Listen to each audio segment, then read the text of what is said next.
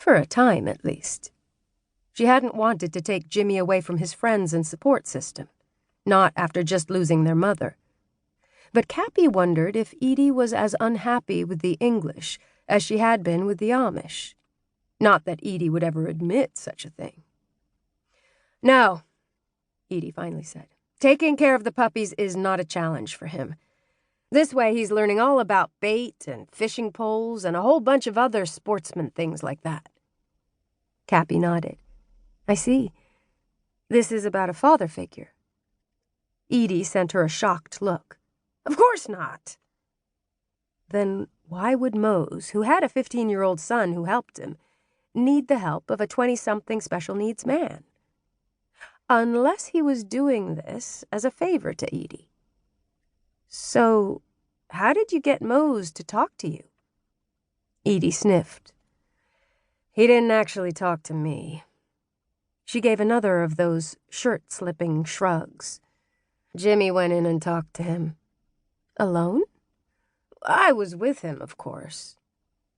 "Of course," Kappy murmured, hiding her smile.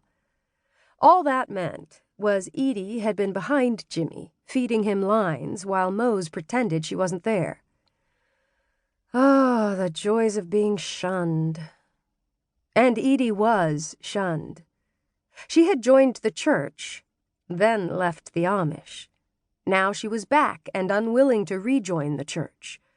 But at least she was providing a steady home for her brother. In light of Jimmy's trouble after their mother's murder, Kappy was glad that Edie had decided to stay. "What in the world?" Edie slowed the car, drawing Kappy's attention to the road. Normally, she didn't like to watch where they were going. Edie's driving was a little, well, scary. She drove too fast as far as Kappy was concerned and seemed to take too many chances. Any time Kappy said anything, Edie scoffed and laughed, leaving Kappy to pretend that they weren't hurtling down the road in a dangerous car with an inattentive driver. No, that wasn't the case at all.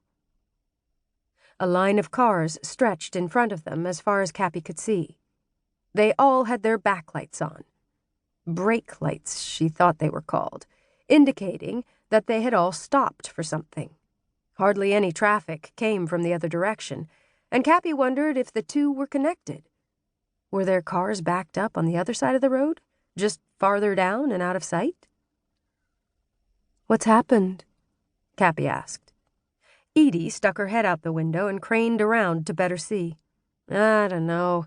An accident, I guess." She reached for the radio knob, then pulled back with a sigh. "I guess we can't listen to the traffic report and see if there's any news." "Not until you have that bulb replaced," Kappy returned. "Fuse," Edie corrected. "Right." The radio in Edie's car had gone out not long ago, and though Kappy didn't know 2 cents worth about the details, she knew that it wouldn't work. Edie hung her head out the car window once more. "I can't see anything but cars," she complained. "A whole bunch of cars." She gave the steering wheel a quick pound. "We are going to be so late." But being late wasn't the real problem. It was how Jimmy would react to the fact they were late that was potentially troublesome. "Maybe he'll be okay," Kappy murmured. She was trying to be encouraging, but Edie just shook her head. "You weren't with me the last time." She shook her head some more. "He was not happy." "Maybe you should leave a little earlier," Kappy suggested. "Like I have control over this." She waved a hand toward the long line of cars. True, with this sort of delay, there was no way anyone was getting anywhere on time for a while. "Why don't you call Mose and tell him? Maybe if he prepares Jimmy, it won't be such a surprise to his system." Edie tossed her an appreciative look. "Hey, that's not a half-bad idea." She fished her phone out of her purse and pulled up the number, setting the phone to call before she tossed it to Kappy. "You tell him." Kappy frowned, but couldn't say anything, as Mose picked up the phone at his bait.